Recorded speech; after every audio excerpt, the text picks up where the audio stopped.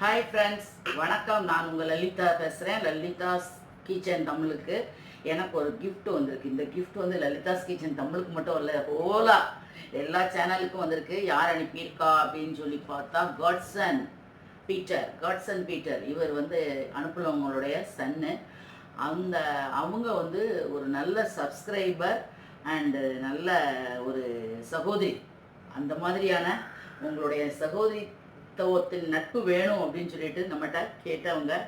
இவங்க பொண்ணு வந்து இவங்களை பற்றி சொல்லணும்னா, இவங்க பொண்ணு தான் ஃபஸ்ட்டு நம்ம சப்ஸ்கிரைபராக இருந்தாங்க. இவங்களுக்கு நான் ஃபஸ்ட்டு சேனல் ஆரம்பித்து ஃபஸ்ட்டு ஒரு கிவ்அவே வச்சேன்.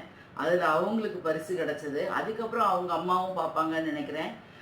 அந்த சமயம் அவங்க என்ன செஞ்சாங்க அப்படின்னு சொன்னால், என் வீடியோவை பார்த்துட்டு அவங்க பொண்ணுகிட்ட இவங்களோட அட்ரஸ் எப்படியாவது அந்த வீடியோவை பார்த்துட்டு என்கிட்ட சொன்னாங்க. அவங்க அந்த மாதிரி வீடியோவை பார்த்துட்டு என் பொண்ணுகிட்ட எப்படியாவது இவங்க அட்ரஸ் எனக்கு வேணும் அப்படின்னு சொல்லி சொன்னேன் நான் அப்படின்னாங்க. கடைசியில் எப்படியோ அவங்க அட்ரஸ் எங்களுக்கும் கிடச்சிது.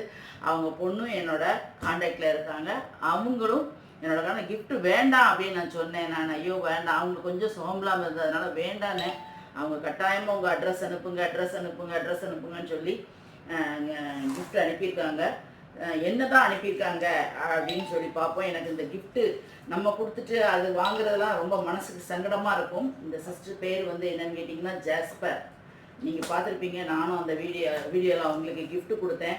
அவங்களும் அதே இதை திருப்பி செய்யக்கூடாது பார்த்தீங்களா, நம்ம கொடுத்தோம் அப்படின்னு நம்ம ஆசைக்காண்டி கொடுத்தோம். அது அவங்க என்ன சொல்லிட்டாங்க, என்னோட ஆசைக்காண்டி நான் செய்கிறேன் அப்படின்னு சொல்லி சொன்னாங்க. ஆனால் வந்து அனுப்பியிருக்காங்க. இன்னைக்கு கிடச்சிட்டு நம்ம இது என்னன்னு சொல்லி பார்க்கலாம். சரியா?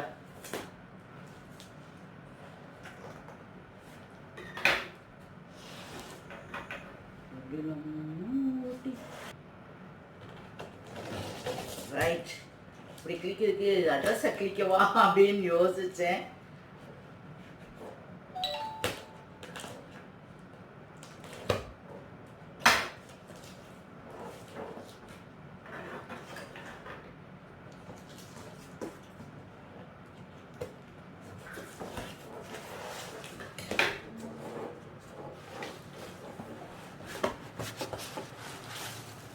Very good. ஒரு சூப்பரானது வச்சுருக்காங்க. ஃப்ளவர் வாஸ் வச்சுருக்காங்க. அப்புறம் என்னன்னு பார்த்தீங்கன்னா,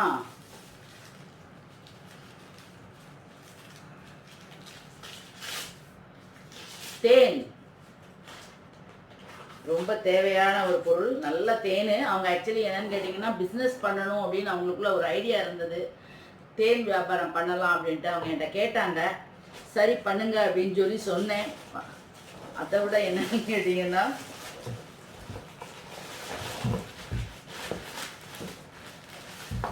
அவங்க மாம்பழம், அந்த ஈரம் கூட பரவாயில்ல, அப்படியே வந்திருக்கு பாருங்க. மாங்காய், அவங்க தோட்டத்து வீட்டில் உள்ள மாங்காவை அனுப்பி வச்சிருக்காங்க.